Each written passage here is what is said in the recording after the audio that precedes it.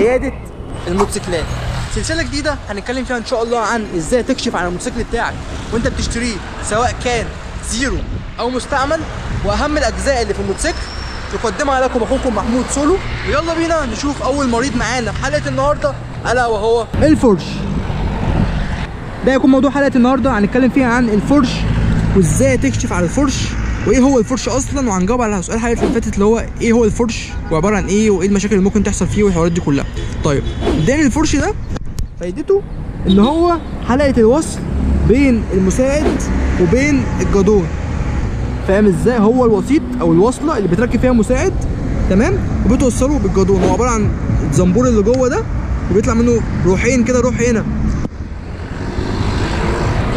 وروح الناحيه الثانيه هنا اللي هي دي بيبات فيها مساعد، وهو بيبقى بايت جوه الزور بتاع الشاسيه دوت لحد فوق، بيتربط بالصاموله، وبعد كده بيركب فوق ايه؟ الجادون، تمام.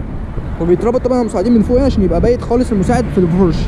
الفرش بقى ده زي ما قلنا هو حلقه الوصل، ده لو اتعوج او اتشرخ او حصل فيه اي حاجه لا قدر الله، هتلاقي المساعد ده في حته والجادون في حته. فاهم ازاي؟ يعني زيه زي الرقبه بتاعت الشاسيه ديت او الزور دوت. فدوت بتكشف عليه ان انت تتاكد ان هو برده ما فيهوش شروخ ولا في اي حاجه، فاهم؟ شرخ، كسر، الحاجات دي كلها.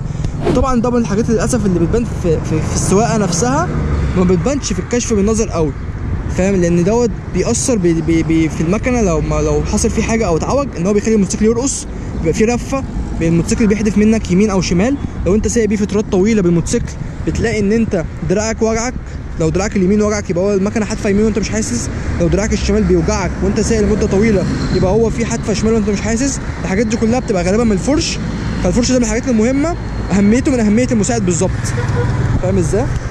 بما ان احنا بقى اتكلمنا عن الفرش والمساعد، ونكمل بقى على الجادون عشان ده اخر حاجه في الحته اللي فوق ديت. بما ان احنا هنتكلم ان شاء الله الحلقه الجايه عن الجادون، فخلينا نسال سؤال حلقه النهارده: تفتكروا انه احسن الجادون التعديل دوت اللي انا مركبه، ولا الجادون الستوك بتاع المكنه الاصلي؟ اللي عارف يكتب تحت في الكومنتات، واللي مش عارف يستنى الحلقه الجايه ان شاء الله هنتكلم فيها عن الجادون وازاي تكشف عن الجادون بتاعك، وايه الحاجات اللي تخلي بالك منها وانت بتكشف. وبس كده. ما تنساش يا صاحبي تعمل لي فولو عشان تشوف كل جديد، وما تنساش ان الرجوع المختص شيء لابد منه عشان تبقى ضامن ان انت بتحط فلوسك في البايك الصح. ودي كانت حلقه النهارده من عياده الموتوسيكلات.